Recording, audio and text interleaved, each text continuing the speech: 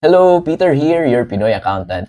So, yung topic natin for today, we will answer some questions about dun sa BIR inventory list. And we have a question here na, what if no ending inventory, kailangan ko pa ba mag-submit ng BIR inventory list? So, the short answer is no. Hindi mo na kailangan mag-submit ng BIR inventory list. And instead, you will put that or indicate in your BIR sworn declaration that you have no ending inventory for that taxable year. So, ito yung example natin ng sworn declaration na no ending inventory yung ating yung ilalagay.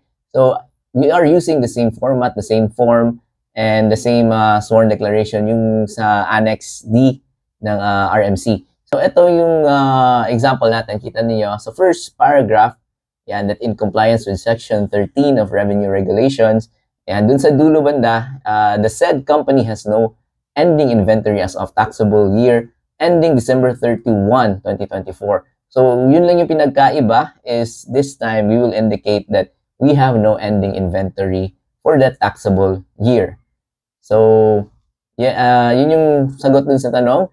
No, we don't need to submit na yung BIR inventory list and yung, of course, yung DVD-R tsaka yung USB flash drive since wala naman tayong inventory list, hindi na din tayo magsasubmit nun.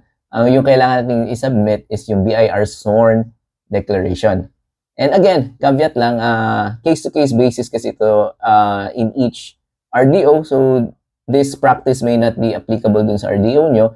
So, best yung pwede nyo gawin is to ask your RDO or i-check or i-confirm niyo sa RDO niyo if okay lang ba na in case that you have no ending inventory that you will just submit yung BIR sworn statement indicating that you have no ending inventory.